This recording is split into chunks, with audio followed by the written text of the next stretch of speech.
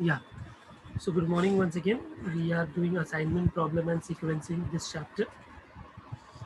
In this chapter, जो last lecture में हम लोगों ने सीखा था उसमें क्या था कि हर क्वेश्चन में मिनिमाइज मिनिमाइज और मिनिमाइज था, राइट? तो हम लोग ने सॉल्व किया। स्टार्टिंग का फर्स्ट स्टेप होता था रो मिनिमम, फिर कॉलम मिनिमम, फिर हम असाइनमेंट देना शुरू करते थे, इजंट इट? तो हम कभी एक स्टेप में, कभी 4 स्टेप्स में, कभी 10 स्टेप्स में वो आंसर आ जाता था। But if the question is maximise the profit, तो फिर क्या करना है? ठीक है, तो मिनिमाइज का तो मालूम है, मैक्सिमाइज में क्या करना है? तो मैक्सिमाइज में ना स्टूडेंट्स एक ही स्टेप बढ़ जाता है, that's all. Okay, I tell you what I think, which question number 3 and 4 is maximize ना? Question number 3, let me see, 5 different machines,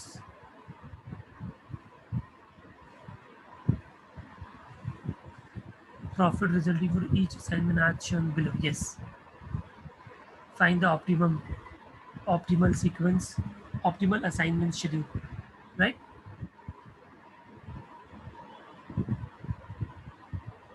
तो आपको इस सब में क्या कैसे करना है, ध्यान से देखो। सबसे पहला स्टेप क्या होता था, हम लोग मिनिमम फाइंड करते थे सबका और सब्ट्रैक्ट करते थे, राइट? तो जब भी मैक्सिमाइज का प्रॉब्लम आएगा, प्रॉफिट का प्रॉब्लम आएगा जिसमें हमको प्रॉफिट को मैक्सिमाइज करना है, तो उसको कैसे सॉल्व करने का, सब पहला स्टेप नया स्टेप आ जाएगा। फर्स्ट क्या करने का, पूरे मैट्रिक्स में जो सबसे बड़ा नंबर रहेगा, सबसे बड़ा नंबर, उस नंबर से सबको सब्ट्रैक्ट कर देगा, सबको। Can you tell me which is the largest number in this table? इस टेबल में सबसे बड़ा नंबर कौन सा है?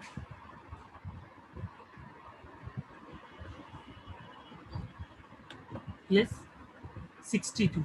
तो हम क्या करेंगे, 62 से सबको सब्ट्रैक्ट करेंगे, like 62 minus 30, 62 minus 37, 62 minus 40, 62 minus 28 and so on. फिर वो जो मैट्रिक्स आएगा उसको हम सॉल्व करेंगे जैसे हम मिनिमाइज को करते थे। Yes, so let us see the solution कैसे किया हम लोग ने।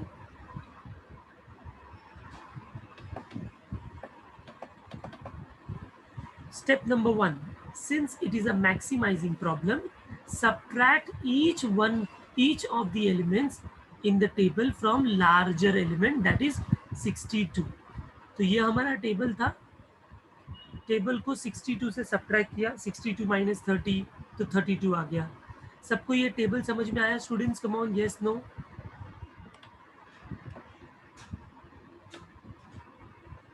ये बस 62 से क्वेश्चन को सब्ट्रैक्ट किया तो ये टेबल बन गया। अब ये जो टेबल है इसको हम वैसे ही सॉल्व करेंगे जैसे हम लोग मिनिमाइज को करते थे। यस, तो पहले क्या करते थे हम लोग, पहले हम रो मिनिमम करते थे। तो भाई पहले रो में मिनिमम क्या है, 22 है, तो सब में से 22 सब्ट्रैक्ट किया फर्स्ट रो में से। हाँ, केवल पहला स्टेप में लार्जेस्ट नंबर में से सब्ट्रैक्ट करने का सबको, बट उसके बाद तो सेम है। तो देखो, रो मिनिमम किया, ये आ गया। फिर कॉलम मिनिमम करना पड़ेगा, तो इसमें 0 है तो नो चेंज, इसमें भी 0 है तो नो चेंज, 0 नो चेंज, इसमें होगा चेंज, ये सर नो। मिनिमम क्या है, 4, 4 सब्ट्रैक्ट होगा, और इसमें 0 है तो no change. So because of just one column पूरा टेबल वापस से लिखना पड़ेगा। तो देखो पूरा टेबल वैसा ही है, बस ये कॉलम में चेंजेस है। Is it clear all of you? Yes no? हाँ, तो चलो पहले ये 3 स्टेप कर लो, स्टार्ट। पहले क्वेश्चन का टेबल बनाओ, ये क्वेश्चन का टेबल बनाओ।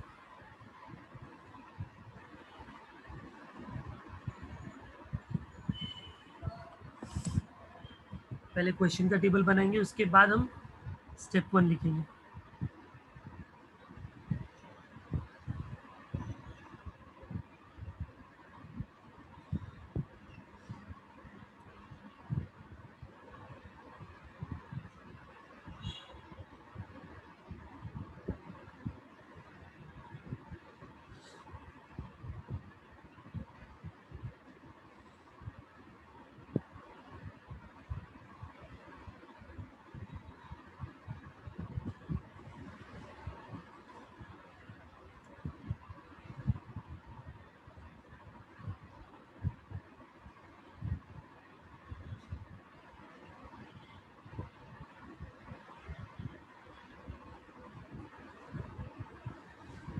थोड़े नंबर्स बड़े बड़े हैं लेकिन करना पड़ेगा।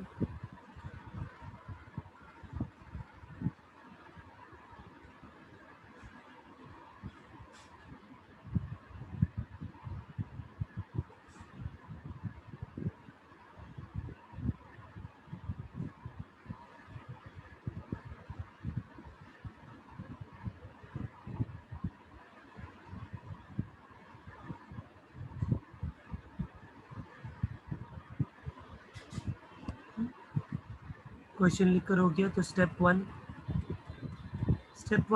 आप ऐसा लिख दो, since it is a maximizing problem, subtracting each element of the table from the largest element, that is 62.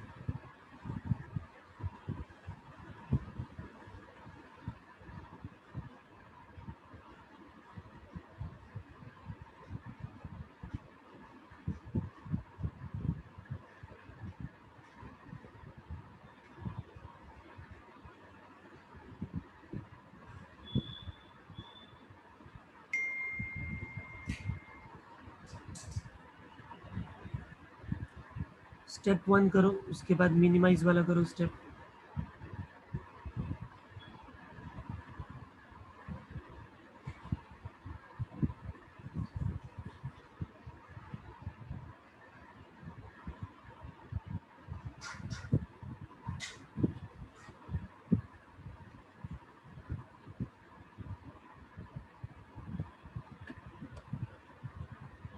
Sixty two सब में से सब्ट्रैक्ट करके ये टेबल आया है।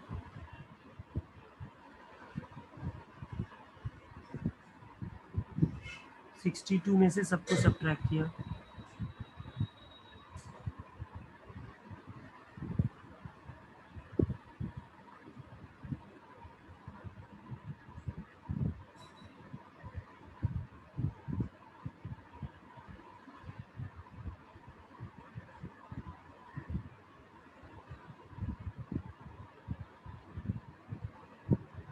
स्टेप 1 हो गया, ठीक है।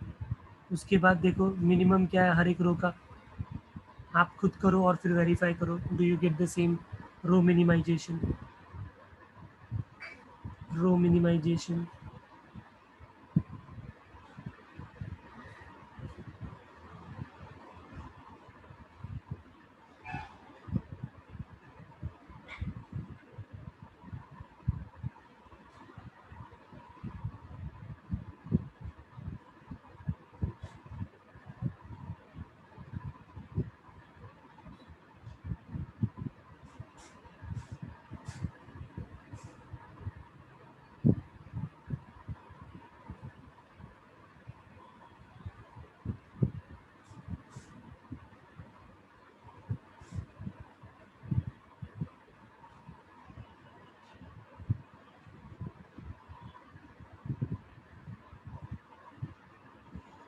रो मिनिमाइजेशन हुआ।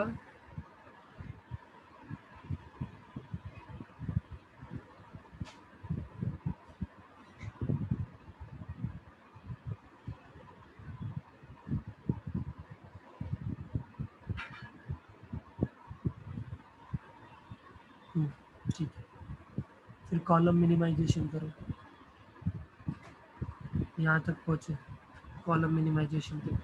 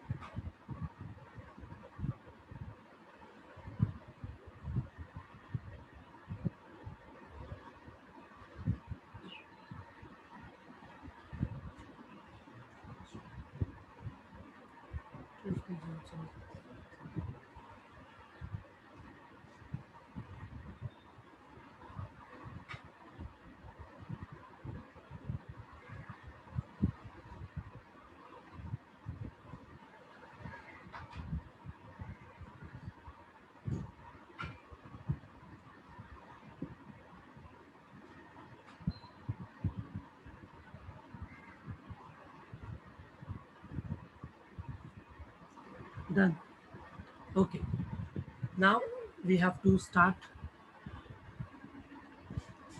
What? What is the next step now? Don't look at the steps given in the solution. हमने थोड़ा डिफरेंट वे से किया है. क्या करेंगे हम लोग, बोलो.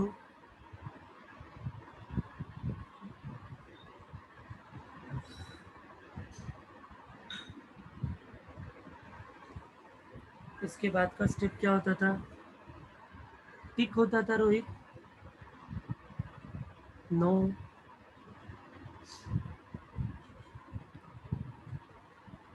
यस. बॉक्स एंड कैंसिलेशन होता था. असाइनमेंट करते थे हम लोग. Right. So start doing it. आप पहले करो, देन आई विल एक्सप्लेन. ये जो टेबल है उस पर असाइनमेंट दो. Check whether you get the assignment in every row and every column in the first step itself.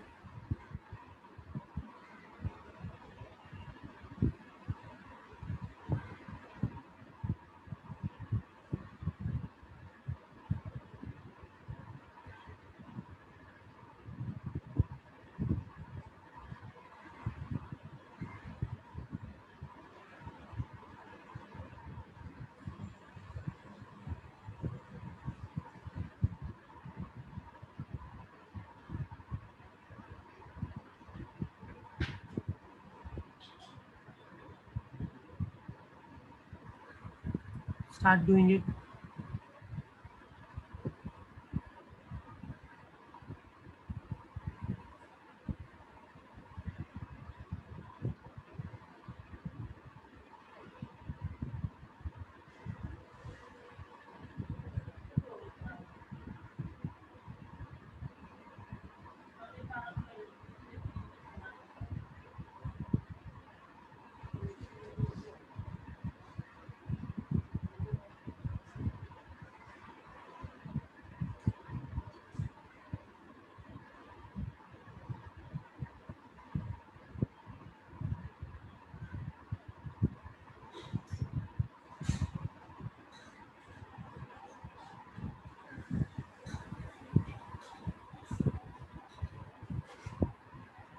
Done.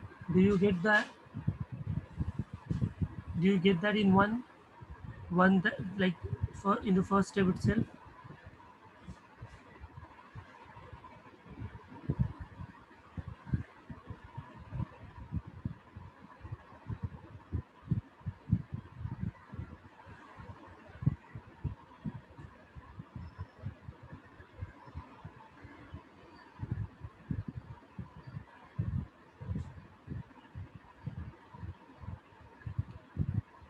So you don't get that in the first step. देखते हैं, अभी मैं करके दिखाता हूँ कैसे ये होता था.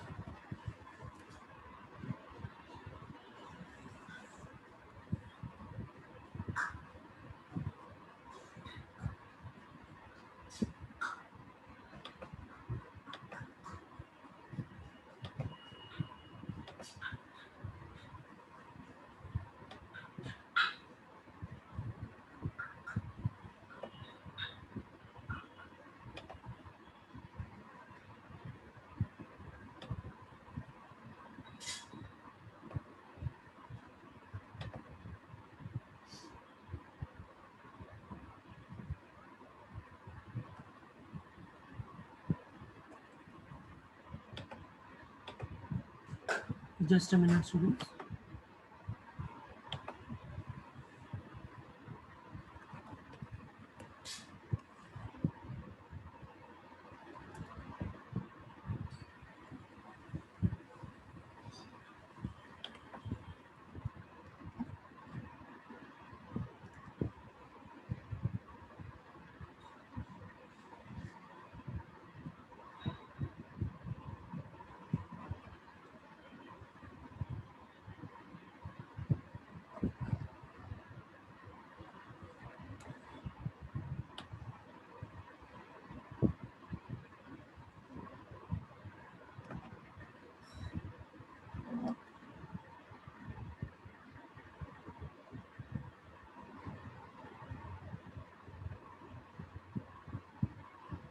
Okay. Now the screen is visible to all. दिख रहा है सबको स्क्रीन में? यस नो प्लीज एक बार बता दो। यस, ठीक है। Now we will start the assignment. First step क्या होता था, असाइनमेंट हम देते थे। तो पहले मुझे बताओ फर्स्ट रो में एक भी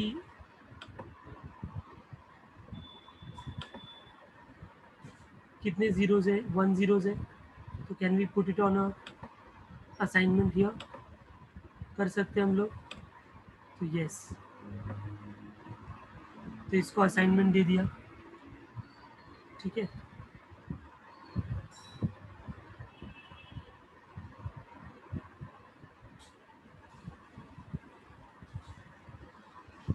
तो सेजल और आदित्य ने कैसे यस बोला, एक ही है ना वहाँ पर, 2 जीरो है ना वहाँ पर, राइट। तो we will not do it, we will skip the first row because here is also 0 and here is also 0. Second row, how many zeros? Second row, how many zeros?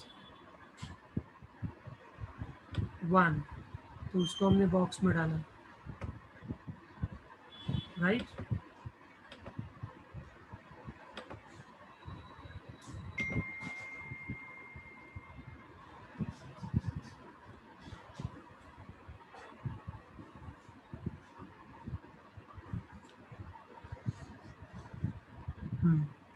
Then जैसे ही उसको box में डालते हैं हम लोग क्या करेंगे उसके बाद,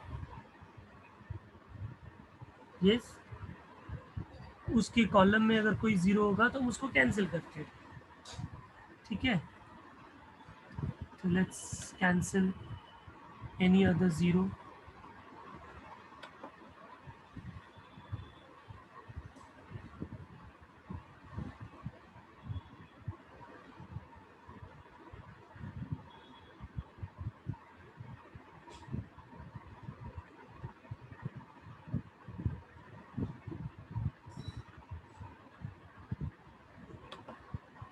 इसको पहले बॉक्स में डालते हैं,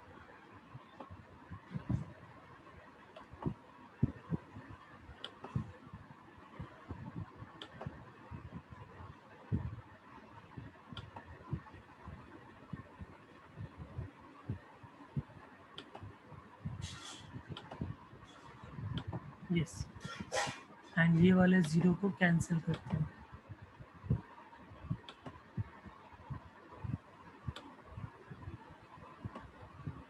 This will be cancelled.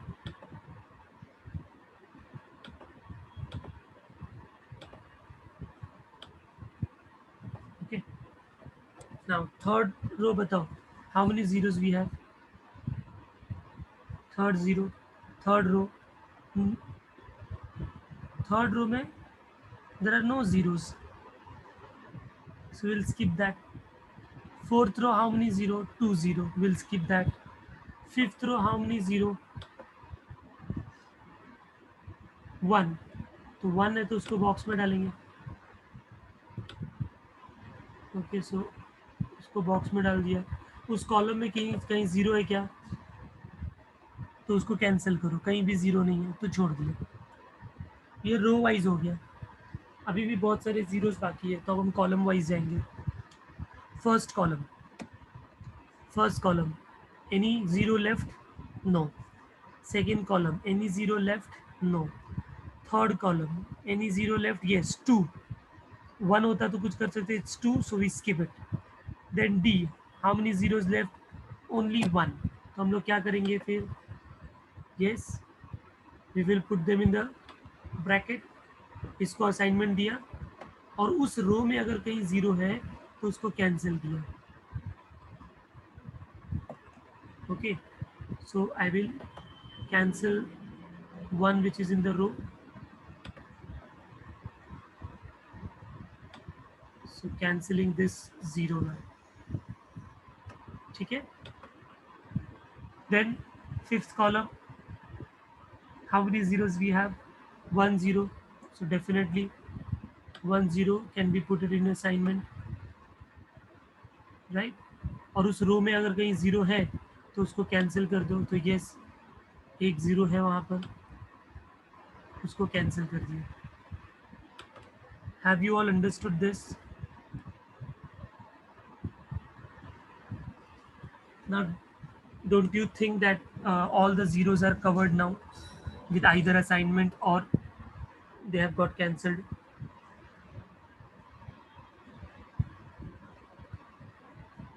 But do you think that we have achieved the optimal assignment? No.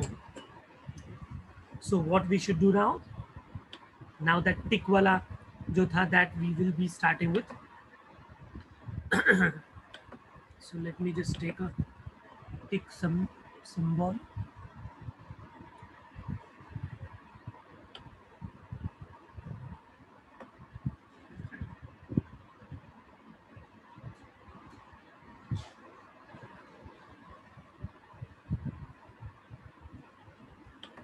No problem, tick तो कैसे भी कर सकते हो, अभी मैं कोई भी एक सिंबल से टिक करता हूँ। तो चलो क्या करेंगे, सबसे पहला स्टेप बताओ। First step,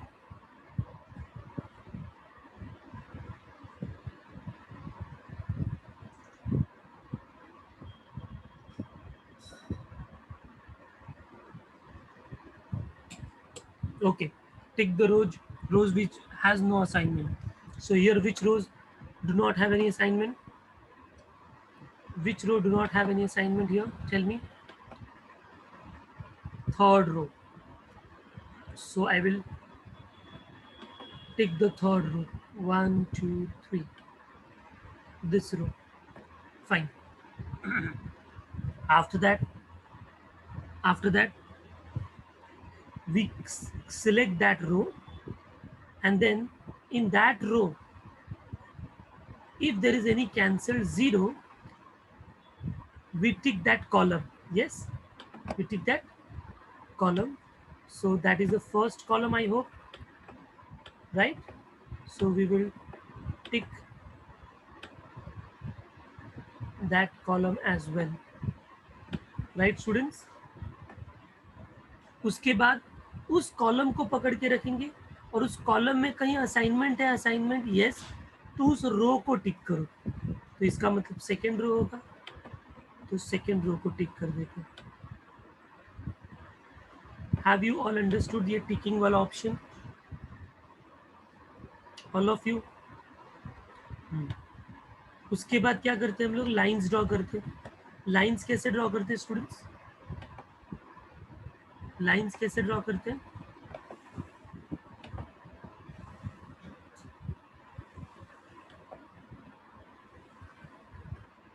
Unticked row and ticked column, right? Very good.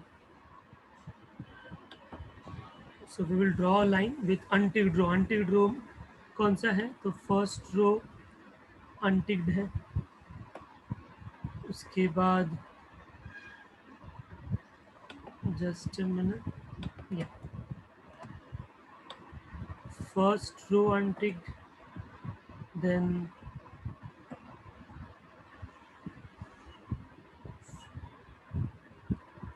Fourth row unticked हो जाएगा, right? And then fifth row भी unticked हो जाएगा। So unticked row हो गया। Now ticked column. Ticked column मतलब एक ही कॉलम है जो टिक्ड है, दैट इज फर्स्ट वन। तो ये हो गया। सबको ये स्टेप समझा? Now you can see all the zeros are covered, all the zeros are covered with the lines. Now in the next step we find out minimum of all the elements which are not on these lines, right student?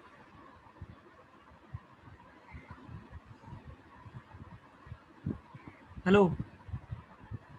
Yes, so can you tell me that what is the minimum one? Minimum number कौन सा होगा? Minimum is 4। तो हम 4 को subtract करेंगे इन सब element से जिस पे लाइंस नहीं है। जिस पे सिंगल लाइन है उसको एज इट इज रखेंगे, और जिस पे इंटरसेक्शन है उसमें वो नंबर ऐड करेंगे। So can you just do this tables now?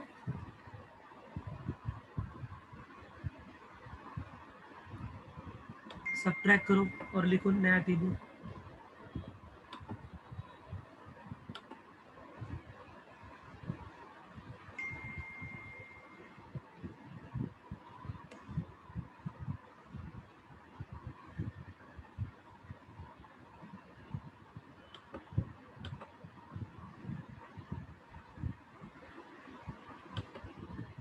मैं भी बना देता हूँ।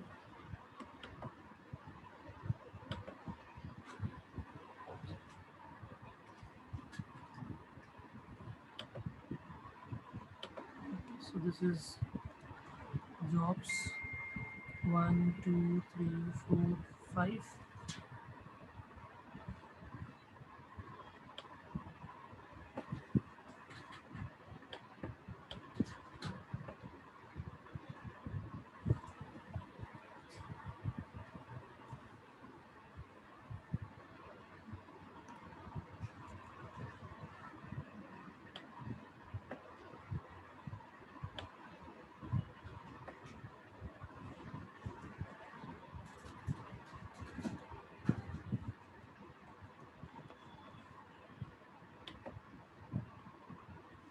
चलो कैसे करेंगे, 4 मिनिमम है तो ये 10 में 4 ऐड हो जाएगा, ये 14 हो जाएगा। 3 same, 0 same, 8 same, 0 same. Next this 0 will be same, ये 0 सेम रहेगा। नीचे वाला 15 प्लस 4 19 हो जाएगा। 33 प्लस 4 37 हो जाएगा। ठीक है, नीचे के दो पहले लाइन वाले में सेम लिख देता हूँ, 2 0 0 4, और लास्ट टू भी वैसे ही होगा, 0 21 24 23। और अभी इन सब में से 4 subtract, 12 9 11 0। After that 8 minus 4 4 3 2 1. Please check if you got the same answer.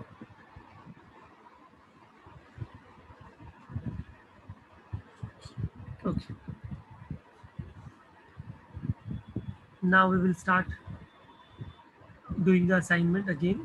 So tell me the first row. Can we put the assignment? Yes, no. Can we do the assignment? Skip. Okay. Second row. Assignment or skip? Skip that too. Third row. Third row. We can assign it? Yes. So third row में assignment दिया, और उस रो में कहीं 0 है तो उस column में कहीं 0 है तो कैंसिल करो।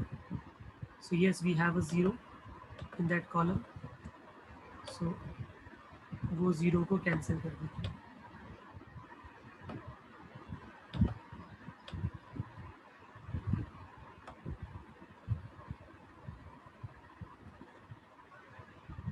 So ये 0 आ गया,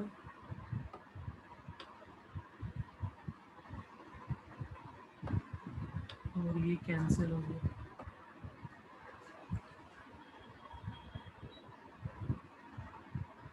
okay,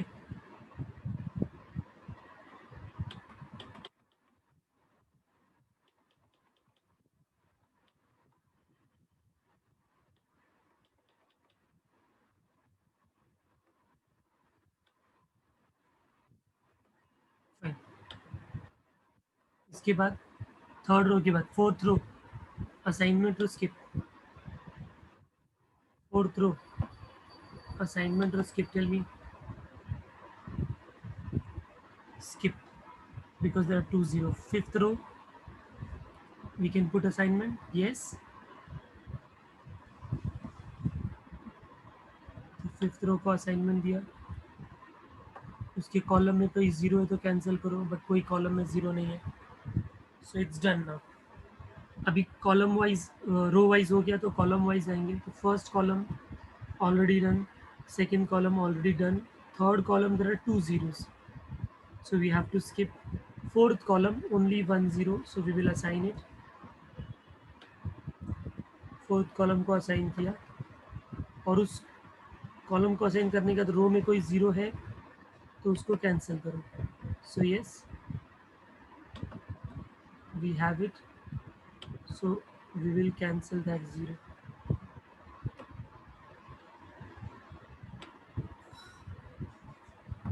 So cancel this 0, right students? Now fifth column, yes, skip or assignment, tell fast.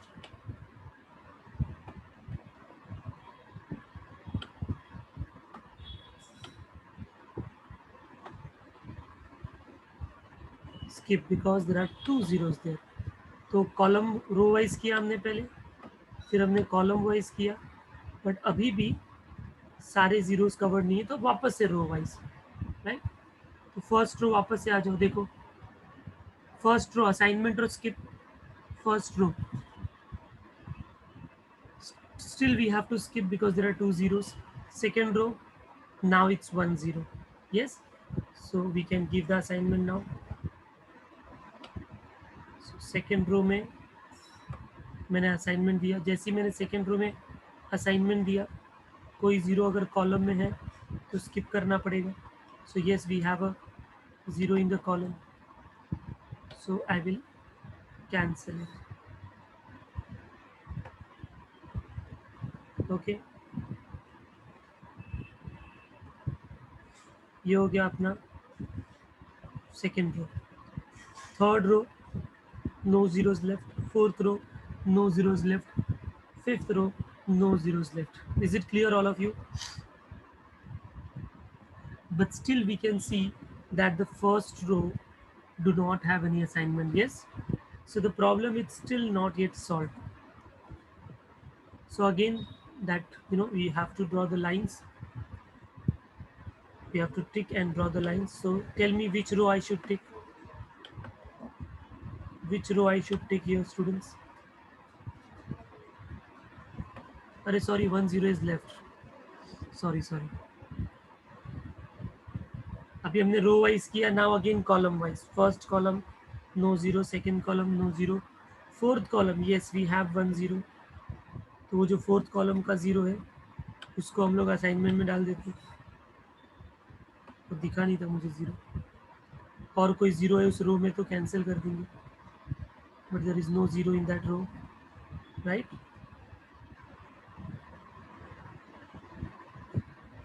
So I think then we have achieved the optimal assignment solution. Yes or no, students? Yeah. So दो step में ही हो गया. So हम लोग जो लिखते थे पहले,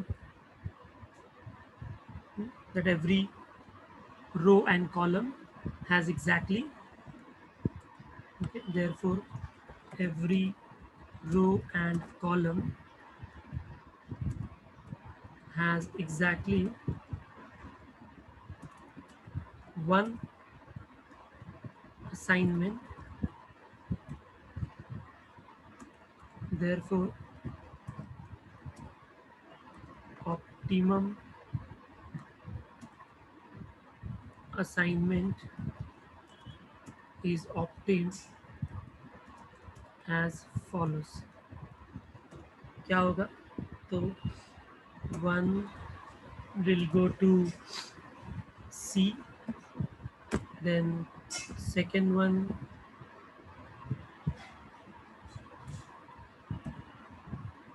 will go to E, third will go to A, fourth will go to D, and fifth will go to B, right? And therefore final answer हमारा maximum profit होगा. Therefore maximum profit is equal to, तो CEADB जो question था उसमें से देखो और मुझे बताओ CEADB के वैल्यूज क्या थे क्वेश्चन में. क्वेश्चन है मैक्सिमम वाले स्टेप के भी पहले जो क्वेश्चन था उस पर बताओ. CEADB बोलते जाओ, मैं इधर लिखता हूँ. C40, okay, next 40 plus 36 plus again 40 plus 36 plus 62. Yes, tell me the total then.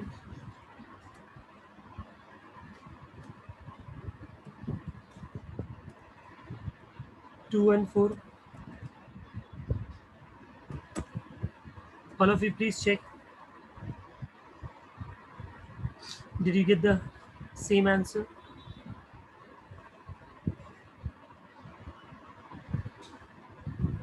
So please complete this. ऊपर का लिखना है क्या कि आप लोग साथ में लिख रहे थे? ऊपर के स्टेप्स दिखाओ क्या?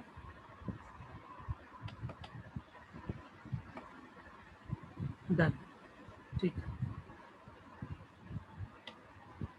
सो मैक्सिमम का प्रॉब्लम आएगा तो चेंजेस क्या होगा students? Only one step, that is the first step. Maximum का क्वेश्चन आएगा तो पहले पूरे मैट्रिक्स से मैट्रिक्स का सबसे बड़ा नंबर ढूंढेंगे और वो सबसे बड़े नंबर में से सबको सबट्रैक्ट कर देंगे. बाद में जो प्रॉब्लम होगा वो नॉर्मल प्रॉब्लम हो जाएगा और फिर उसको सॉल्व करेंगे. Clear all of you? So I think अभी जो मैक्सिमस का प्रॉब्लम था प्रॉफिट वालों का, अभी वो किसी को प्रॉब्लम नहीं होगा, right?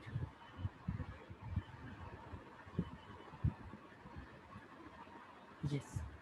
So let's see the solution. इधर आंसर क्या आया है? Yes, 214 maximum profit. So we have got the answer. Okay.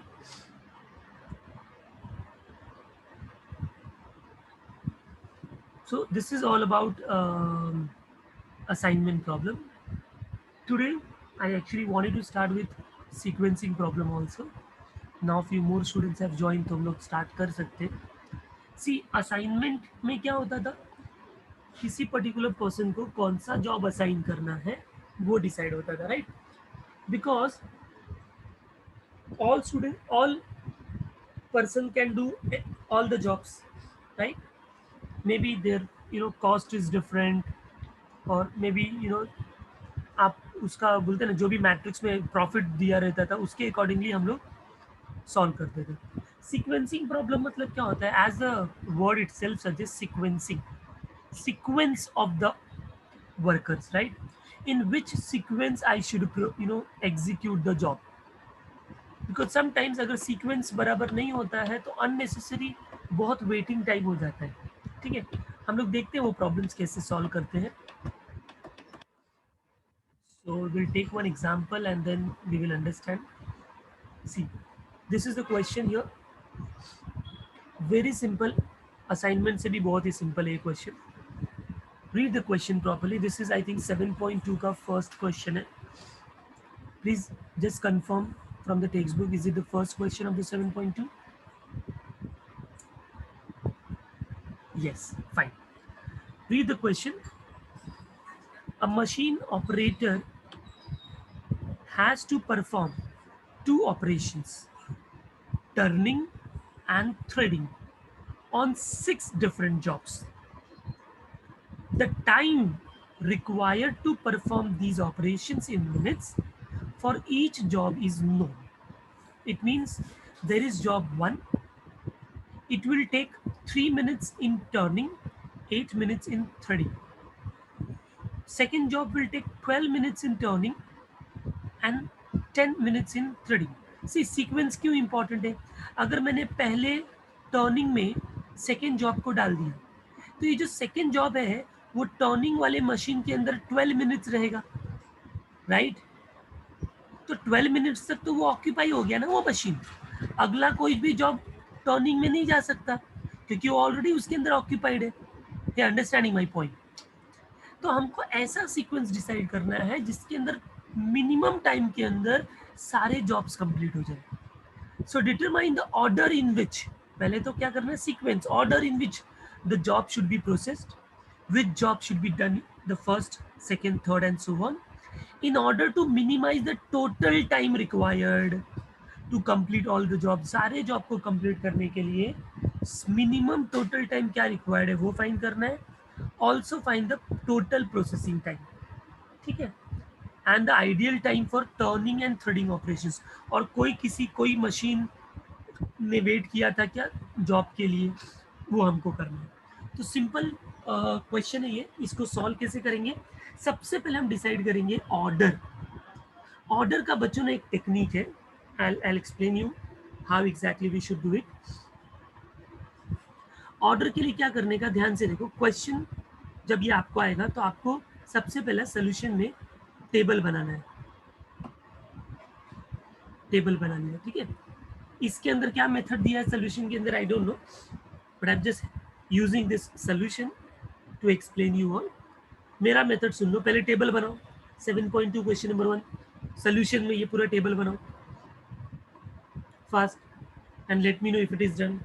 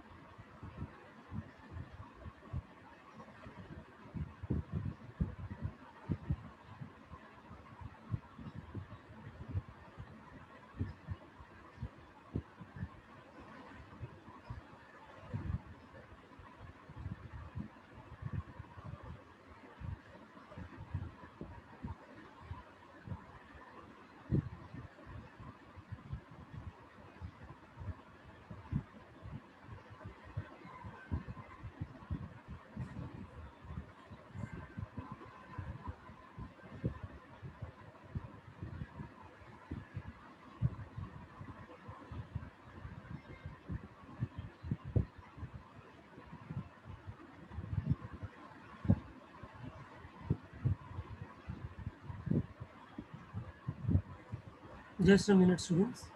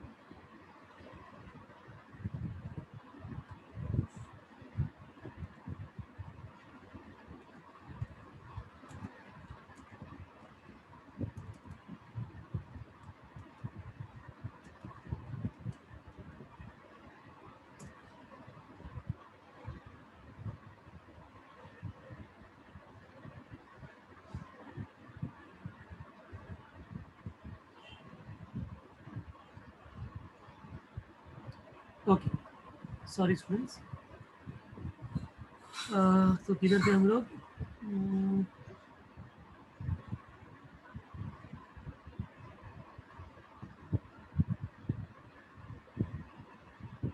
या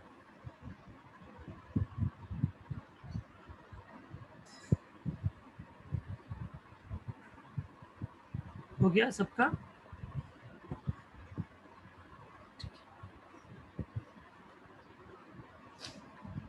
फाइन। अभी आपको क्या करना है, मैं जैसा बोलते जा रहा हूँ वैसा करते हैं आपको। ये जो पहला है ना, ये देखो, ये सब जॉब्स है और ये समझ लो दो मशीन्स है।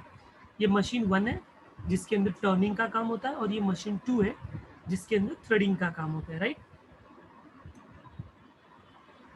ठीक है।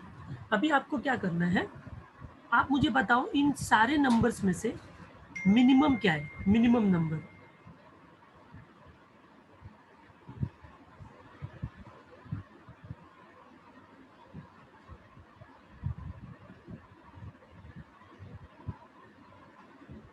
मन।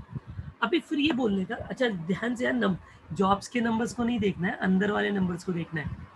तो जो मिनिमम 1 है वो मशीन 1 में आ रहा है कि मशीन 2 में आ रहा है?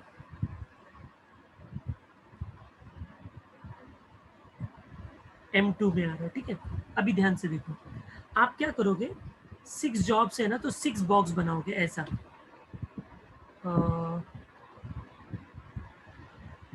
लाइक दिस, ये दिख रहा है ऐसा। पहले लिखो आप ऑप्टिमल सीक्वेंस, ये लोग ने बहुत स्टेप बड़ा किया है। आप डायरेक्ट आंसर लिखो, लिखो ऑप्टिमल सीक्वेंस और optimal order of the jobs,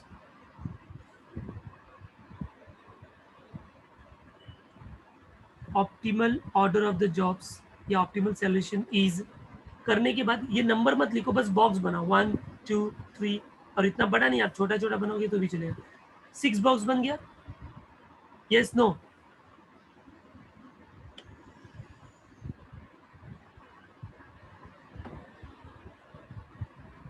fine. अभी ध्यान से सुनो, जो भी मिनिमम हम फाइन करेंगे, अगर वो M2 में आएगा तो वो जो आपने बॉक्स बनाया है उस बॉक्स में M2 वाले जॉब को राइट में लिखोगे। जैसे 1 मिनिमम आया, तो ये जो 1 मिनिमम आया वो 6 जॉब का है, बट वो M2 में आ रहा है ना, इसके लिए हम उसको राइट साइड में पहला लिखेंगे, 6 पीछे से स्टार्ट करेंगे इसको। दिख रहा है सबको? अब जैसे ये 1 आया ना, तो हम क्या करेंगे, अब जॉब 6 हो गया, अब जॉब 6 को भूल जाओ। अब जॉब 6 को छोड़ के बाकी जॉब्स में बताओ मिनिमम क्या है, बाकी जॉब्स में मिनिमम क्या है, बोलो बोलो जल्दी। 2। अब ये 2 कहां पर आ रहा है, मशीन 1 में आ रहा है, मशीन 2 में आ रहा है?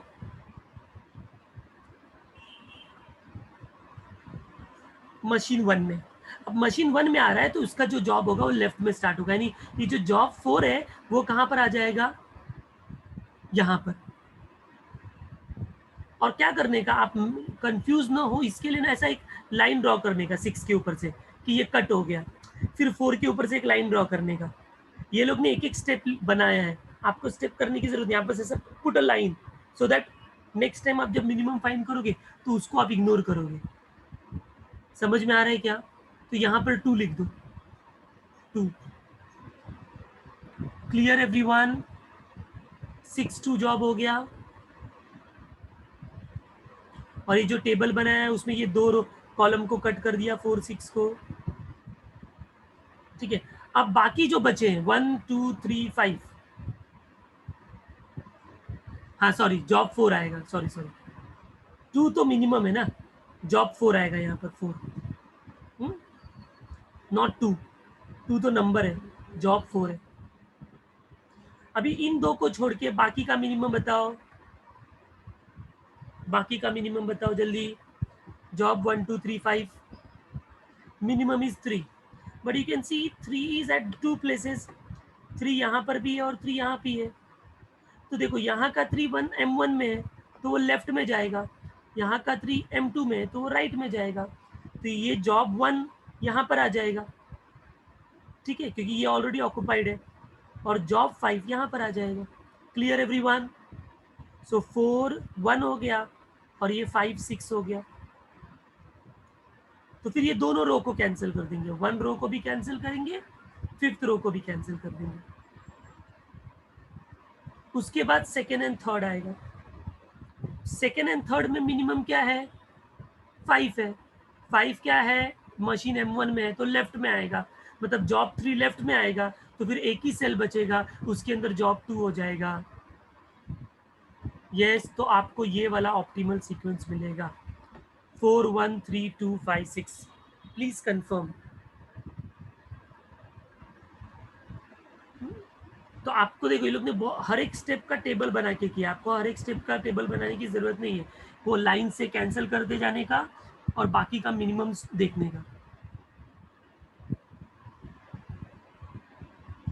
सबको समझ में आ गया?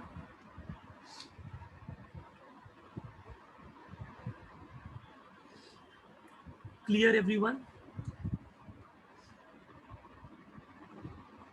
Okay, now let me just take the help of Excel to explain you all.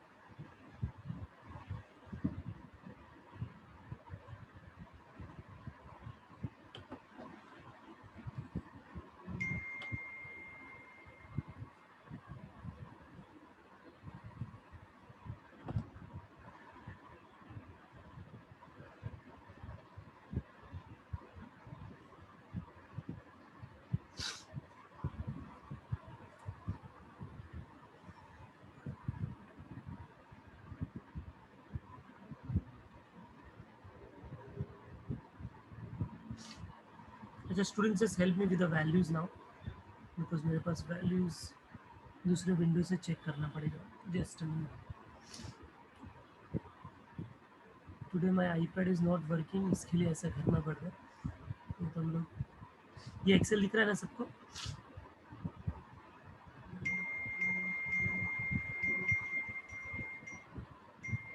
Okay, तो अभी हम लोग मुझे पहले इधर से स्टार्ट करना चाहिए था, नो प्रॉब्लम। चलो क्वेश्चन में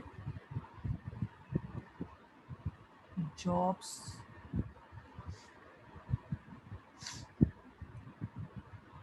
टर्निंग एंड थ्रेडिंग, जॉब्स है, टर्निंग टाइम है, थ्रेडिंग टाइम है, and times are 3 12 5 to 9 11.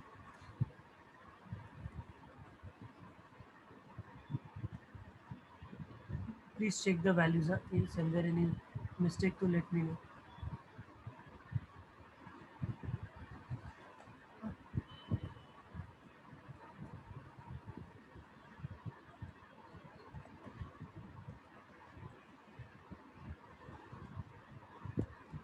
Yes, values are right, ये वाला।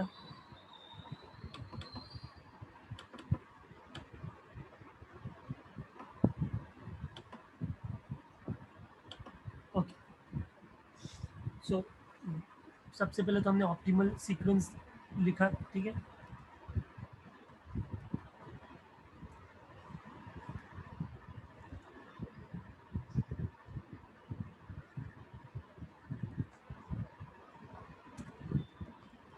Sequence of jobs,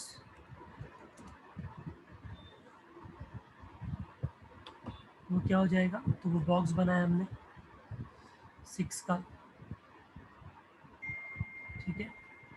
and then minimum जैसे हमने स्टार्ट किया, तो वो ऑर्डर अपना क्या आया हुआ है? 4 1 3 2 5 6, right? I will directly right 4 1 3 2 5 6, right? यही है ना ऑर्डर आप लोगों को?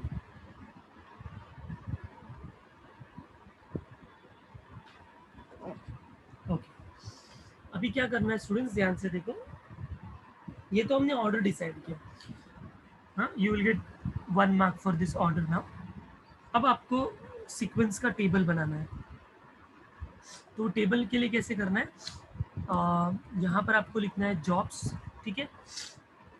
उसके बाद आपको पहले देख लो टेबल कैसे बनाना है, उसके बाद आप लोग बनाना शुरू करना, ठीक है। फर्स्ट मशीन, सेकंड मशीन, ऐसा भी लिख सकते हो, या यू नो आपका जो वर्ड है टर्निंग एंड थ्रेडिंग वो भी लिख सकते हैं।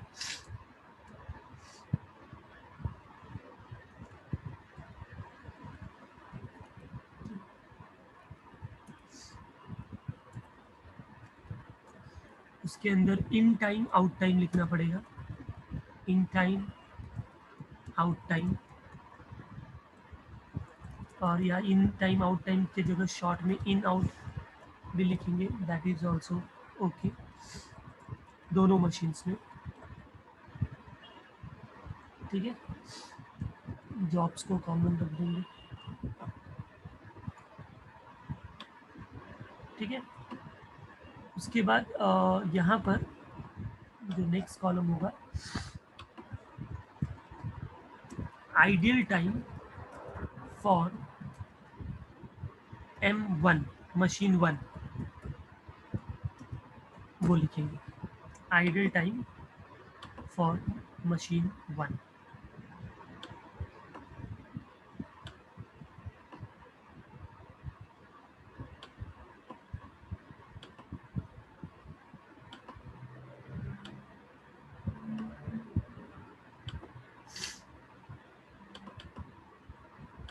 ठीक है।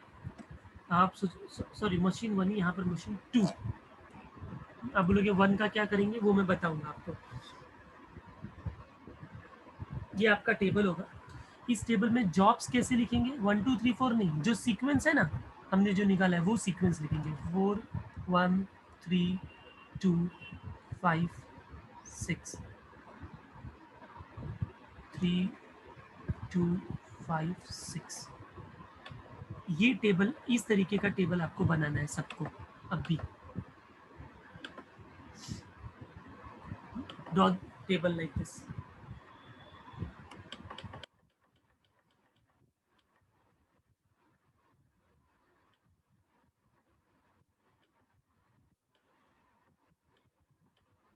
You can do one thing also, जब आप ये जॉब्स लिखोगे ना, तो जॉब्स के अंदर ना ब्रैकेट के अंदर कॉमा करके उसका टाइम भी लिख दो। जैसे जॉब 4 लिखा तो ब्रैकेट में मैं लिख दूंगा जॉब 4 का टाइमिंग क्या है 2 6, तो 2,6 लिख दो। तो बार बार ना आपको टेबल देखने को नहीं, मतलब ऊपर का क्वेश्चन देखने को नहीं पड़ेगा, आप डायरेक्टली कर सकते हो 3,8, क्योंकि बहुत सारे बच्चे ऊपर से देख के लिखने में ना मिस्टेक कर देते हैं।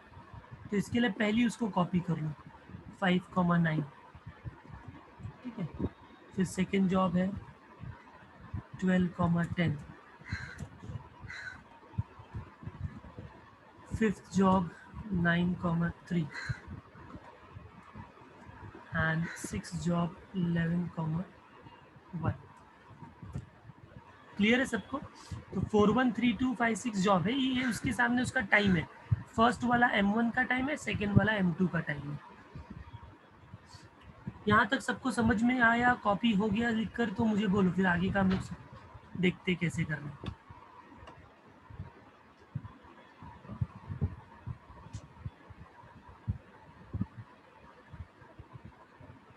ओके, थोड़ा बड़ा कर दिया मैंने।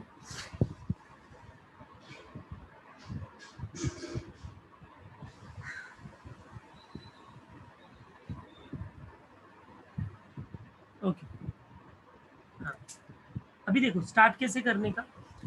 अभी कोई भी जॉब जब मैं पहली बार स्टार्ट करने जाऊंगा, ठीक है, तो मैं उसको स्टार्ट करूंगा 0 आवर को, मतलब मैंने सपोज मॉर्निंग 9 o'clock से जॉब शुरू किया, तो 9 o'clock को मेरे जॉब को कितना टाइम हुआ, 0 आवर हुआ ना। अभी तो मैंने स्टार्ट किया है, right student? So every job, every process will start at 0 hour, yes और नो? पहले मैंने 11 बजे शुरू किया, बट 11 बजे अगर शुरू किया है तो 11 ओ क्लॉक को तो उस जॉब के लिए 0 आवर हुआ ना, यस और नो? कि मैंने तभी स्टार्ट किया है, तो अभी तक पूरे प्रोसेस को जस्ट स्टार्ट हुआ है तो 0 आवर, ठीक है?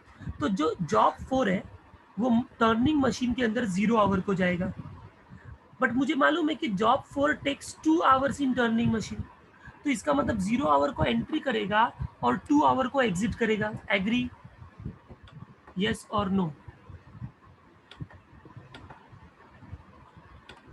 सब लोग बताओ। 0 आवर को एंट्री किया और 2 आवर को एग्जिट करेगा। जैसे ही वो 2 आवर को एग्जिट करेगा, वो 2 आवर को ही थ्रेडिंग के मशीन में चला जाएगा, और थ्रेडिंग के मशीन के अंदर वो 6 आवर्स लेगा, मतलब 2 को एंटर किया और नेक्स्ट 6 आवर्स लेगा, तो 2 + 6 8 आवर्स, उस 8 आवर्स तक वो थ्रेडिंग मशीन में रहेगा। Have you all understood the first row के ये 4 एलिमेंट्स? Everyone, very good. ये हो गया फर्स्ट जॉब। अब सेकेंड जॉब, मुझे बताओ ये जो सेकेंड जॉब है 1, वो कभी स्टार्ट होगा? Can we start it at 0? No, because already 0 hour से 2 hour turning machine was busy in processing job 4, तो टर्निंग मशीन कभी फ्री हुआ? 2 आवर के बाद। तो जैसे ये 2 आवर के बाद फ्री हुआ, पहला वाला जॉब थ्रेडिंग में गया, टर्निंग मशीन नेक्स्ट जॉब को ले लेगा। ये सर वो आइडियल नहीं बैठेगा, वो 2 आवर पे ही नेक्स्ट जॉब को कॉल कर देगा। Next job is taking 3 hours in machine 1, so 2 to next 3, it means up to 5 hours it will process। समझ में आ रहा है क्या? अभी 5 आवर्स को जॉब 1 में का टर्निंग का काम हो गया, राइट? तो उसको कहाँ जाना है? अभी थ्रेडिंग में जाना है, बट 5 आवर्स को काम हो गया, क्या ये 5 आवर को थ्रेडिंग में जा सकता है? ये नहीं जा सकता। क्यों? बिकॉज ऑलरेडी थ्रेडिंग 8 आवर्स तक बिजी है प्रीवियस वर्क के लिए, प्रीवियस जॉब्स के लिए। तो क्या करना पड़ेगा? ये 5 आवर्स का जॉब होने के बाद ये जॉब को थोड़ा वेट करना पड़ेगा, और it will start at 8 hour only. समझे क्या? और 8 आवर को स्टार्ट होगा, और कितना टाइम लेगा? यहाँ पर लिखा है 8, सो 8 + 8, it will take 16 hours in threading, मतलब up to 16 hours। Next job third, वो कभी स्टार्ट होगा? तो जैसे ही सेकेंड वाला जॉब, प्रीवियस जॉब गया रहेगा 5 को ये स्टार्ट हो गया रहेगा, और 5 से उसने कितना लिया रहेगा? इधर लिखा है 5, तो 5 + 5 10 आवर्स। अगेन ये 10 को स्टार्ट नहीं होगा क्योंकि 16 तक ऑक्यूपाई है, तो जो ये जॉब है वो 16 को ही स्टार्ट होगा, और 16 से वो कितना लेगा? 9 आवर्स, मतलब +9 करेंगे तो ये 25 हो जाएगा। नेक्स्ट जॉब टर्निंग मशीन में कितने बजे स्टार्ट होगा? ये 10 को फिनिश हुआ, तो यहाँ पर 10 को स्टार्ट होगा, वो कितना लेगा? 12 आवर्स लेगा, तो 10 + 12 22 हो जाएगा। फिर ये 22 को स्टार्ट हो सकता है क्या? नहीं, क्योंकि 25 तक बिजी है, तो 25 को स्टार्ट करना पड़ेगा। 25 से कितना टाइम लेगा वो? 10 आवर्स, तो इसका मतलब ये 35 आवर्स तक चलेगा। वापस नेक्स्ट जॉब के लिए 22 को ख़त्म हुआ है प्रीवियस जॉब, तो ये 22 से स्टार्ट होगा। 22 से फिर कितना आवर्स लेगा? 9 आवर्स लेगा, मतलब ये 31 आवर्स तक हो जाएगा, ठीक है? फिर वो 31 आवर्स को स्टार्ट करेगा क्या? नहीं, बिकॉज 35 तक बिजी है, तो 35 को स्टार्ट करेगा, और 35 से वो कितना आवर्स लेगा? 3 आवर्स, तो 38 आवर्स तक उधर बिजी रहेगा। नेक्स्ट जॉब 31 है यहाँ पर, तो वो 31 को फिनिश हुआ है नेक्स्ट जॉब, लास्ट जॉब, तो 31 को स्टार्ट करेगा, और कब तक चलेगा? नेक्स्ट 11 आवर्स तक। तो 11 आवर्स मतलब क्या हो जाएगा? 31 + 11 42 आवर्स तक। अब 42 आवर्स को यहाँ पर स्टार्ट कर सकते हैं क्या? डेफिनेटली स्टार्ट कर सकते हैं, क्योंकि प्रीवियस जॉब तो 38 आवर्स को ही खत्म हो चुका है। यस और नो स्टूडेंट्स? थ्रेडिंग में जॉब 6 के पहले जॉब 5 38 को खत्म हो चुका है। मैं 38 को स्टार्ट करूं कि 42 को स्टार्ट करूं? 38 को कर ही नहीं सकता स्टार्ट। क्यों? ऐसे तो फ्री है, बट ये वाला जॉब अभी तो पहले मशीन में प्रोसेस है ना, तो वो तो पहले मशीन में 42 आवर्स तक रहेगा। तो जब तक वो वहां से बाहर नहीं निकलेगा तो वो सेकेंड मशीन में कैसे जाएगा? तो यहाँ पर 42 आवर्स तक था, तो यहाँ पर वो 42 आवर्स को स्टार्ट होगा और वो फिर 1 आवर लेगा। इसका मतलब 43 आवर्स तक यहाँ पर ये कंप्लीट होगा। यस एवरीवन, समझ में आया ये?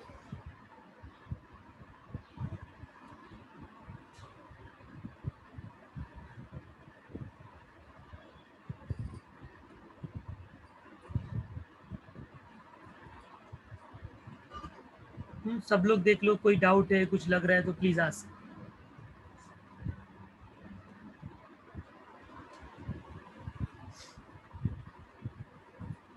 एक काम करता हूँ, ये आइडियल टाइम वाला जो कॉलम है उसको निकाल देता हूँ फिलहाल, पहले इतना समझो। Everyone understood? ओके, अब इसके बाद हमको क्या लिखना रहता है? ये जो कॉर्नर में लास्ट वाला नंबर है ना 43, इसको हम बोलते हैं टोटल इलैप्स टाइम, पूरे प्रोसेस को। क्योंकि देखो 0 को स्टार्ट हुआ था, 43 को एंड हुआ, उसके बाद तो कुछ नहीं है, तो ये हो जाएगा टोटल इलैप्स टाइम।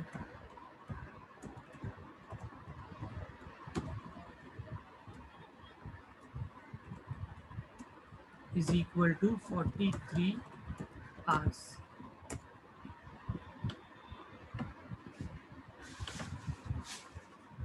यस,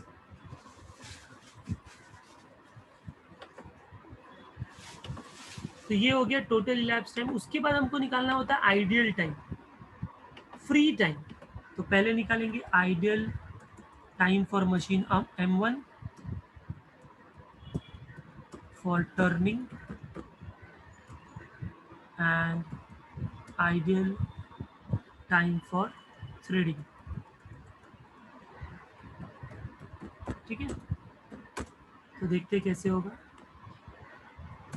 अभी पहले आइडियल टाइम फॉर M1 निकालते हैं। टेबल में देखो, टर्निंग कितने बजे स्टार्ट हुआ है? अच्छा, क्वेश्चन में मिनट्स दिया है डेटा में, तो ठीक है, what ever it is. 43 hours नहीं, 43 मिनट्स। ओके, खुश। चलो बताओ, जो टर्निंग जॉब है वो कितने आवर्स को स्टार्ट हुआ है? 0। अब हमको टर्निंग को केवल ऑब्जर्व करना है कि कहीं टर्निंग को वेट तो नहीं करना पड़ा जॉब के लिए। तो देखो 0 को स्टार्ट हुआ,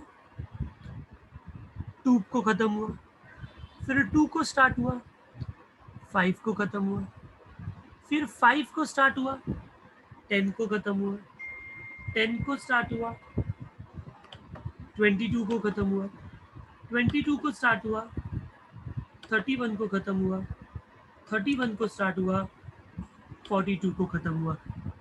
do you find any break in the process of turning? Yes, no? Do you find any break? No? तो इसको देख के लगता है कि टर्निंग के लिए तो कोई भी फ्री टाइम नहीं था, आइडियल टाइम नहीं था। यस और नो? था? लग रहा है आपको टर्निंग के लिए कोई आइडियल टाइम था? Yes, very good. लास्ट में केवल एक रहता है हमेशा। जो मशीन 1 होता है ना, उसमें कभी भी आइडियल टाइम स्टार्ट में नहीं होता, एकदम लास्ट स्टेप में क्या होता है। कैसे? देखो 42 आवर्स को देखा जाए तो टर्निंग का काम खत्म हो गया, बट हमारा प्रोसेस चल रहा था। क्योंकि जो लास्ट जॉब होगा, लास्ट जॉब जब टर्निंग से जाने के बाद जब सेकेंड मशीन में जाएगा, तब तो टर्निंग फ्री हो गया ना। तो वो कैसे निकालेंगे? तो ये 42 है, इसका लास्ट जॉब था, खत्म हो गया था, बट प्रोसेस कब तक चला? 43 तक। यानी 43 माइनस 42, यानी 1 मिनट के लिए टर्निंग जॉब क्या था? आइडियल था। तो वही हम यहाँ पर लिख देंगे।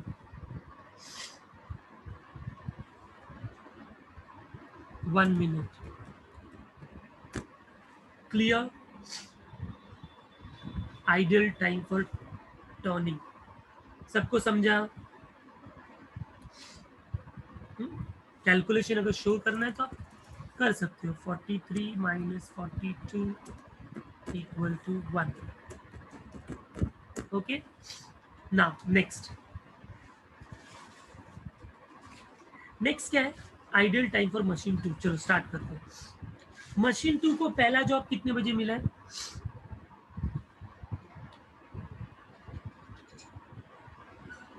मशीन 2 को पहला जॉब कितने बजे मिला है? Come on fast. Threading started at what time? At 2 hours. So don't you think starting में उसको 2 आवर्स वेटिंग हो गया ना?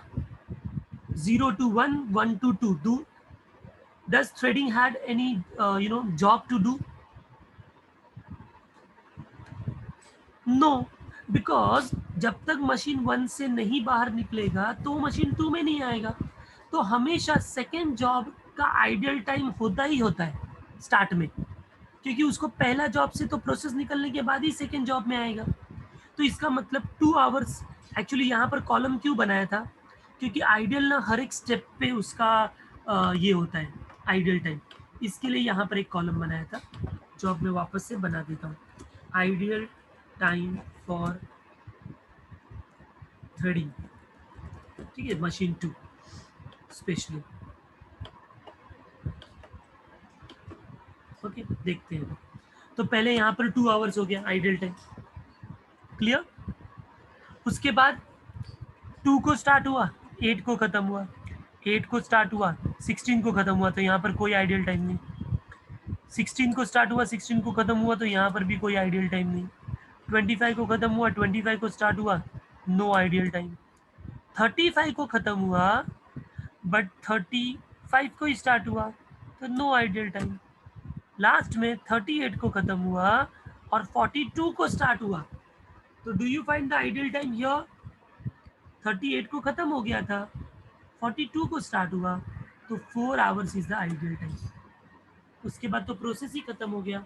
तो इसका मतलब total ideal time for threading is 2 plus 4, that is equal to 6 minutes.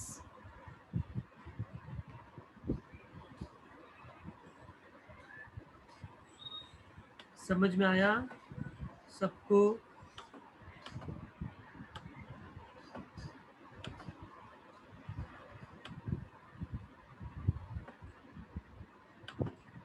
तो सबसे पहला इंपॉर्टेंट ऑप्टिमल सीक्वेंस. सीक्वेंस आ गया तो फिर आपको ये इजीली आ जाएगा. अच्छा, सीक्वेंस भी बहुत ध्यान से. कभी कभी बच्चे क्या करते हैं जोश में सीक्वेंस निकालते हैं, लेकिन जब टेबल बनाते हैं ना तो टेबल के अंदर जो जॉब्स का सीक्वेंस ये डालना है ना, वो 1 2 3 4 5 6 लिख देते हैं. समझ रहे हो क्या? तो वो हमको नहीं करना है. क्लियर? कॉपी कर लिया होगा ऐसे भी आप लोगों ने, बट फिर भी if you want to take a screenshot और something you can do that.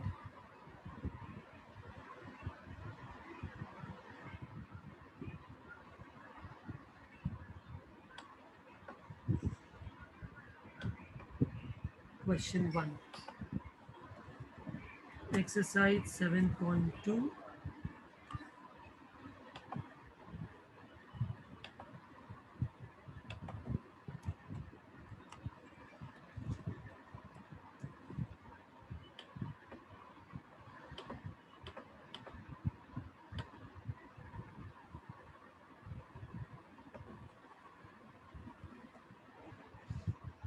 Now let me see the next question, if you can try that.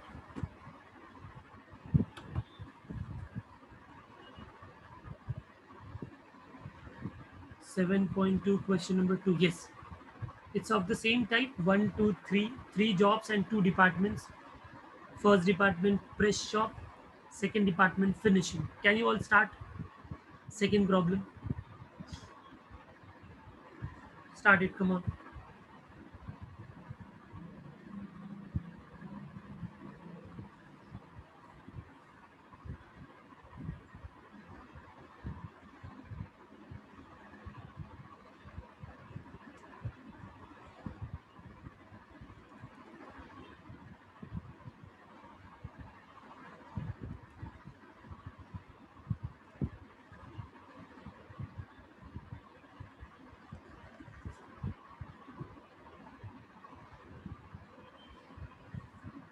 I have send the solution also on your WhatsApp so that आप refer कर सकते हो बाद में. Yes, please start the second problem. I will also do it, but I'm not showing you the solution. You do it first.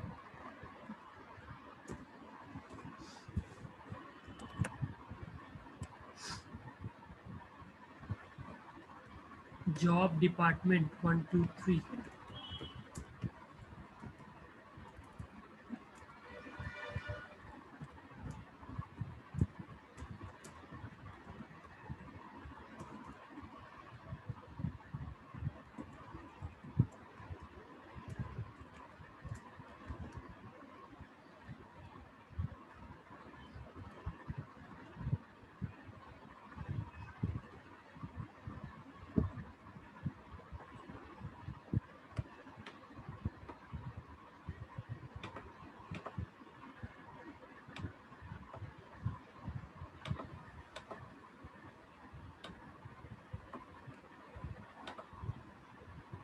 मुझे पहले optimal sequence बता दो.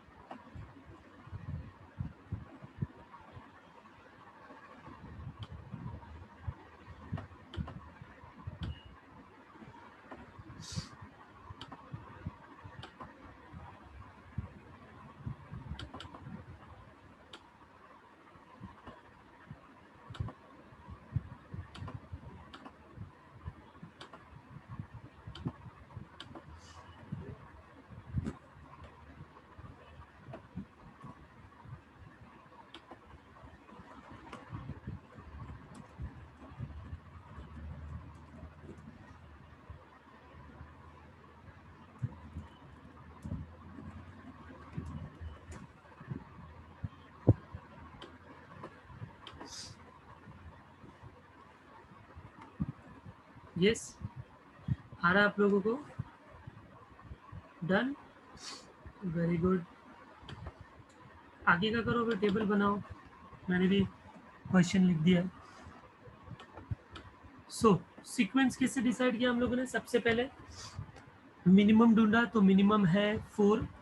4 is in the second one, तो सेकेंड है तो 4 यहाँ पर आ जाएगा. 4 वाला यहाँ पर है तो ये थर्ड जॉब लास्ट में आ जाएगा. नहीं, sorry 3 is the minimum. Extremely sorry. 3 is the minimum, तो 3 वाला जो है जॉब वो लास्ट से स्टार्ट हो जाएगा, तो ये सेकेंड हो गया जॉब, राइट. उसके बाद उस वाले जॉब को इग्नोर कर देंगे. जॉब 2, जॉब 1 एंड जॉब 3 में मिनिमम है 4,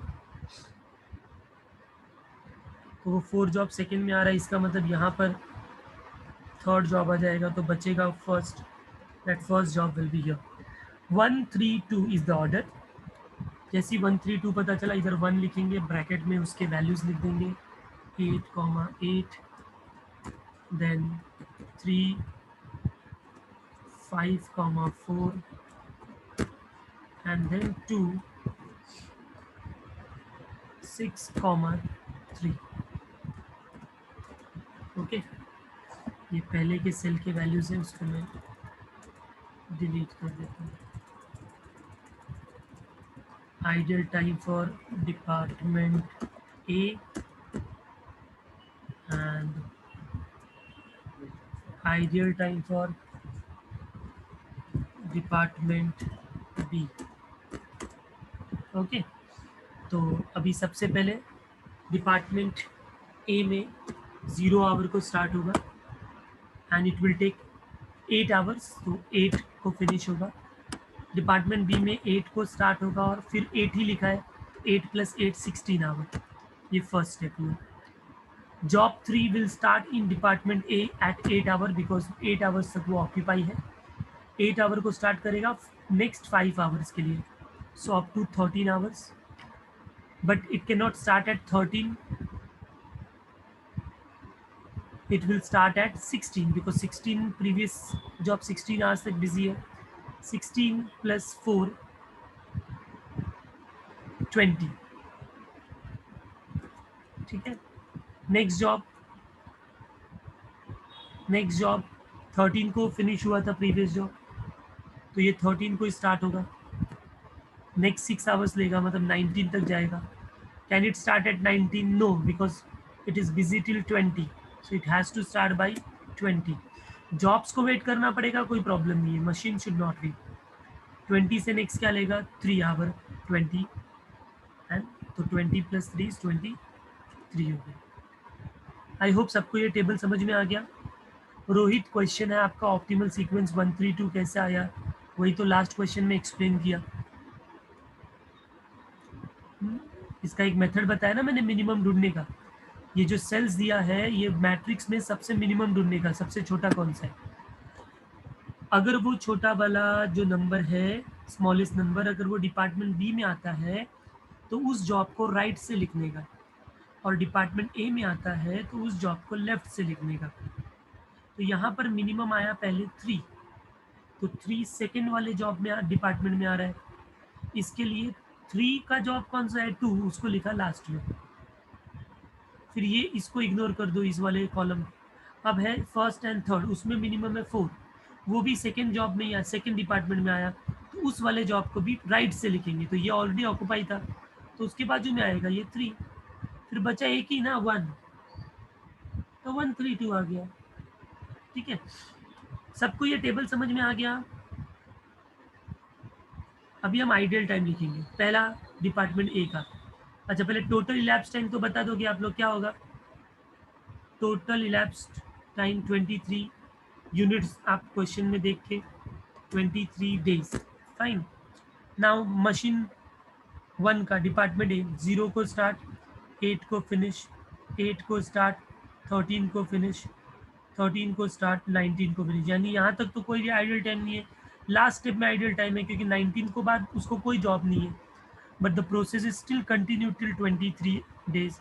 तो इसका मतलब it is ideal for 23 minus 19, that is for 4 days. Clear everyone? Department B का हम लोग यहीं पर निकालेंगे. फर्स्ट डिपार्टमेंट 8 को स्टार्ट हुआ, यानी पहली उसका 8 आवर्स आइडियल हो गया, क्योंकि उसको पहला ही जॉब 8 आवर्स को मिला. फिर उसके बाद 16 को फिनिश हुआ, 16 को स्टार्ट हुआ तो 0 आवर. 20 को ख़त्म हुआ, 20 को स्टार्ट हुआ तो ये भी 0. इसका मतलब ideal time for department B is just 8 days. Have you all understood? Come on, tell me. समझ में आ गया सबको ये question?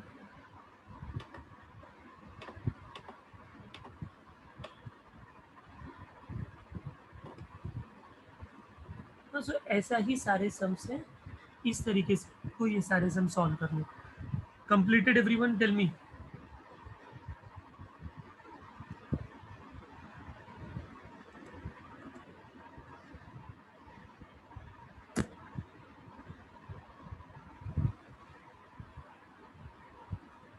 Yes, very good. Now look at the textbook. देखो नेक्स्ट क्वेश्चन क्या है. तो question number 3 is of the same type. Question number 4, question number 5, 6, ठीक है. I think question number 6 3 machines है, तो up to 5 all are n jobs, मतलब jobs are different and there are 2 machines, right?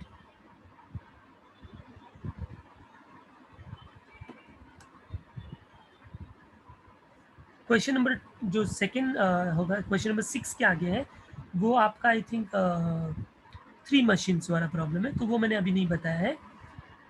तो एक काम करते हैं, एक और प्रॉब्लम कर लेते हैं, 5th वाला प्रॉब्लम. जॉब्स 7 दिया है और मशीन्स ए बी दिया है, वो स्टार्ट करते हैं, राइट। सो चलो फटाफट टेबल बनाओ।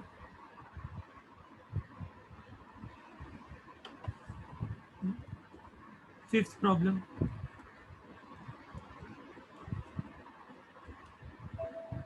पहले टेबल बनाओ।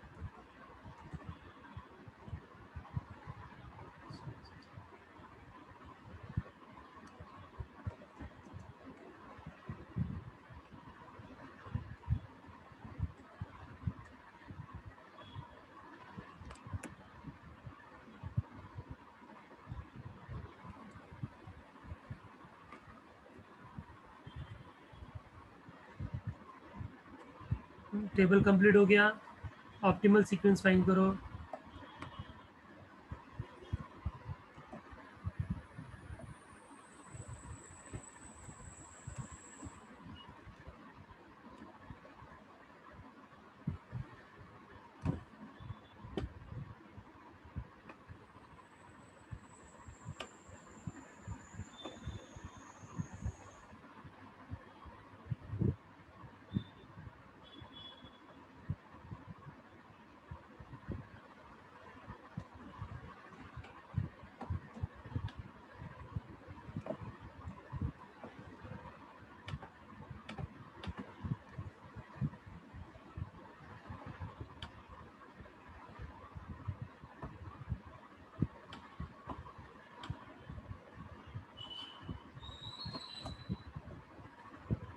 Start doing it. मैं भी अभी क्वेश्चन का पूरा फॉर्मेट लिख रहा हूँ, बट आप लोग स्टार्ट करो।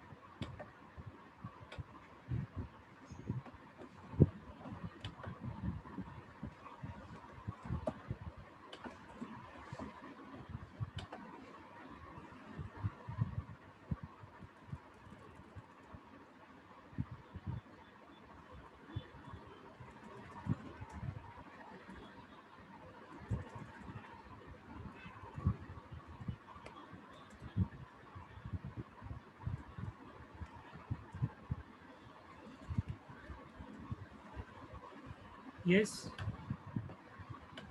हो गया आप लोगों का। चलो सीक्वेंस तो किसी ने मुझे भेजा है, मैंने भी क्वेश्चन बना दिया है। ओके, चलो देखते हैं कैसे करेंगे। Yes, there is possibility that there are two different sequences, तो आपको किसी एक को लेना है, कोई प्रॉब्लम नहीं। जैसे अभी हम लोग स्टार्ट करते हैं, देखो सबसे पहले वापस से ऑप्टिमम सीक्वेंस कैसे डिसाइड करेंगे, minimum of everything. So if I can see here the minimum is 5, right. So 5 is at two places, यहाँ पे है और यहाँ भी है, बट ये दोनों एक मशीन 1 में है, एक मशीन 2 में, तो कोई कंफ्यूजन नहीं है।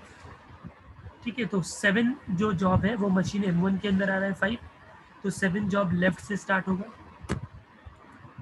और ये जो 5 आ रहा है वो मशीन 2 के लिए आ रहा है, इसके लिए वो जॉब लास्ट से स्टार्ट होगा। तो यहाँ पर ये 7th हो गया और यहाँ पर जॉब ये 6th हो गया। ये 2 रो को हम भूल जाएंगे, अभी इन दोनों को भूल जाओ। अब बाकी जो बचा है इसमें मिनिमम क्या है, तो नेक्स्ट मिनिमम है 6।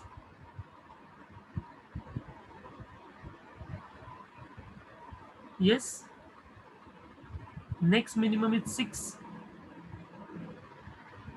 रोहित 10 को टाइम है ना, अभी अभी तो हम 6 पे हैं।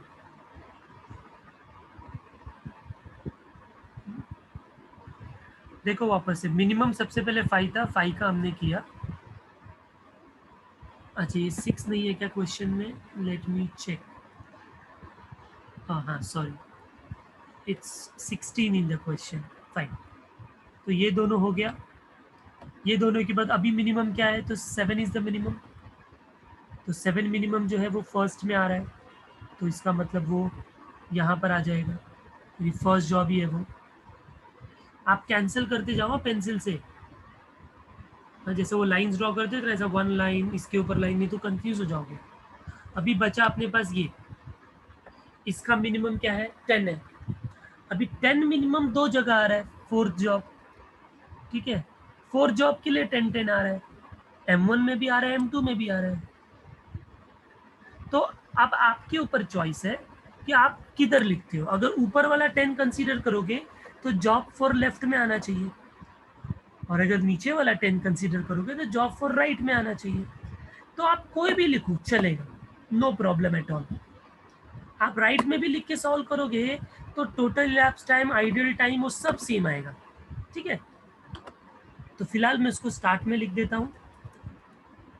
तो ये फोर्थ हो गया यहाँ पर, तो 7 1 4 6 ये सारे जॉब्स हो गए। देखो अभी कंफ्यूज हो गए क्योंकि बीच में इसके लिए लाइंस ड्रॉ करेंगे ना तो थोड़ा इजी हो जाता है। आई होप मैं जो बोल रहा हूँ आप लोग को समझ में आ रहा है और आप लाइंस ड्रॉ कर रहे हो। हाँ तो पहले हमने ये, सॉरी,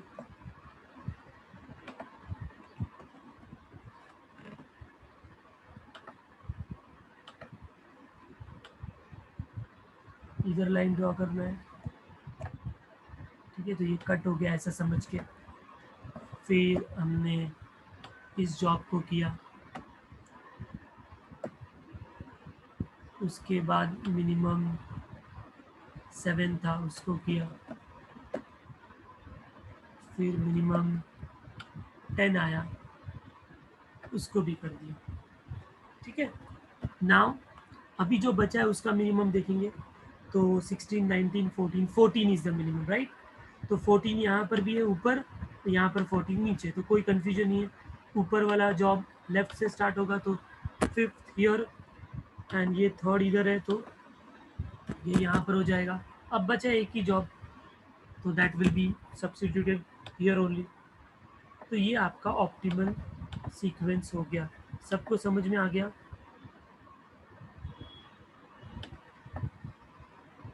यस नो बोलो, वेरी गुड। अभी यहाँ पर हम वो जॉब्स को प्लेस कर देंगे। तो 7th जॉब विल बी 5,7। ये देखो ये ब्रैकेट में लिखना जरूरी नहीं है, कंपलसरी नहीं है, बट क्या होता है जब आप सामने लिखा रहता है ना तो आगे के जो वैल्यूज हम करते हैं वो इजी हो जाता है ना, बस उसके लिए हम लोग यहाँ पर लिख रहे हैं।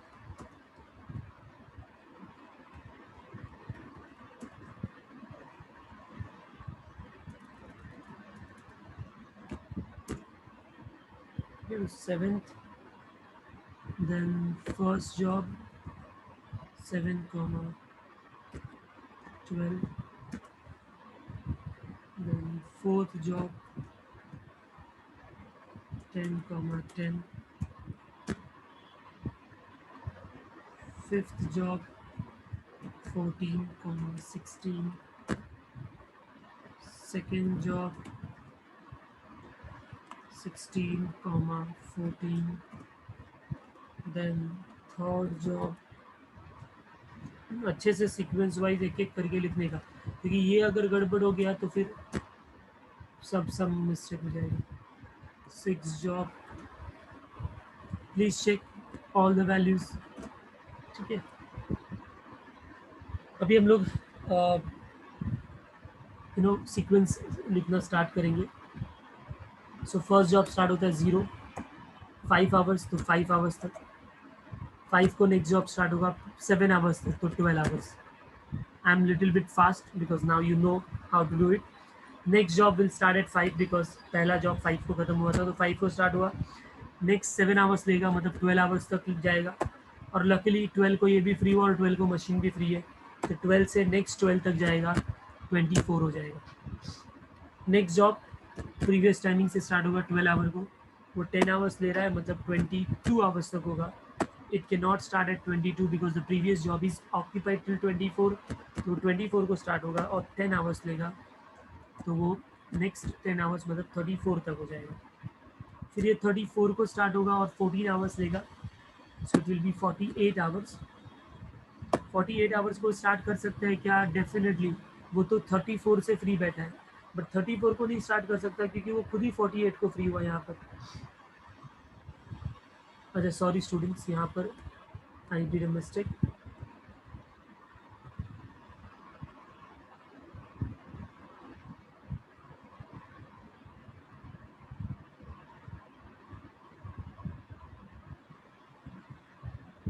Prisha is saying sir third का 1914 है एंड 2 का 1614 तो वही तो लिखा है ना मैंने जो. प्रिशा 1914 1614 देखो ये दोनों. ये 22 को स्टार्ट होगा. सॉरी स्टूडेंट्स वो तभी गलती से लिख दिया था. 22 को फिनिश हुआ 22 को स्टार्ट हुआ 14 आवर्स लेगा right. So that will be 36 then. और 36 को ये स्टार्ट हो सकता है क्योंकि 34 से फ्री है तो 36 से 16 लेगा right. That will B 52. Next will start eight 36, 16 लेगा तो 52 तक हो जाएगा. 52 को स्टार्ट हो सकता है क्योंकि प्रीवियस जॉब भी 52 को ही हुआ है फिनिश. 52 से 14 तो ये हो जाएगा 66. नेक्स्ट जॉब 52 को स्टार्ट होगा 19 आवर्स तक. So 19 if you add it so it will be 71. फिर वो 66 को फ्री हुआ है बट 71 को ही स्टार्ट करना पड़ेगा. नेक्स्ट 14 तक that will B 85. Next job 71 को स्टार्ट होगा एंड 15 आवर्स लेगा तो 86 तक होगा. फिर वो 86 को स्टार्ट होगा और 5 आवर्स लेगा 19 आवर्स तक. Please check confirm all the values here.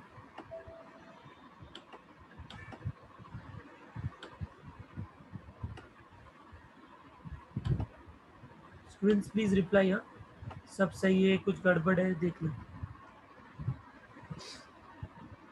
I am getting here total elapsed time as 91. Are you all getting the same? तो टोटल 91 यूनिट क्या है स्टूडेंट्स?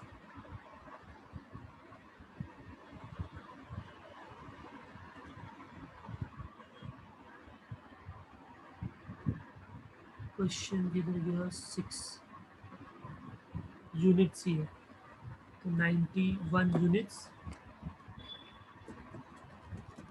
ठीक है. आइडियल टाइम फॉर M1 देखते हैं.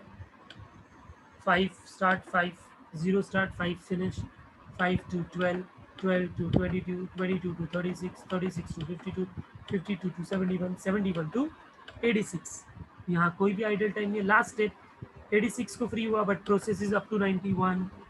सो ideal time for M1 will be 91 minus 86.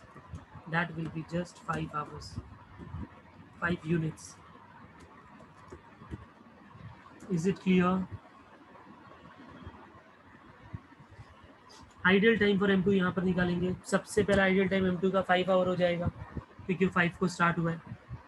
फिर 12 को start खत्म हुआ 12 को स्टार्ट हुआ 0. 24 को खत्म हुआ 24 को स्टार्ट हुआ 0. 34 को खत्म हुआ बट 36 को स्टार्ट हुआ तो 2 आवर आइडियल टाइम हो गया. देखो 34 को खत्म हुआ 36 को स्टार्ट हुआ 52 को ख़त्म हुआ, 52 को स्टार्ट किया 0, 66 को ख़त्म हुआ, 71 को स्टार्ट किया तो 5 आवर्स आइडल टाइम, 85 को ख़त्म हुआ बट 86 को स्टार्ट किया तो 1 आवर आइडल टाइम। समझ में आया?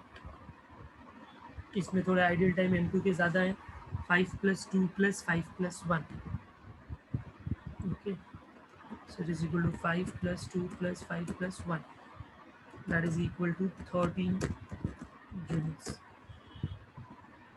Have you all understood? Come on students, tell me. समझ में आ गया सबको?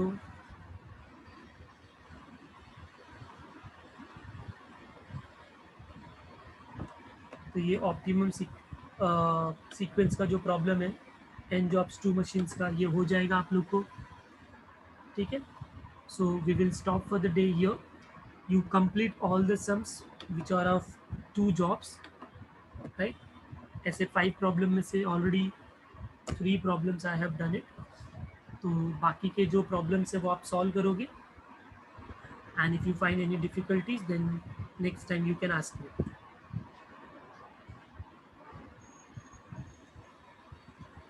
okay?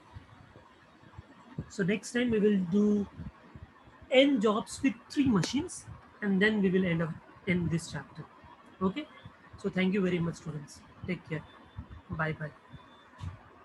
I have sent the solution in your WhatsApp group.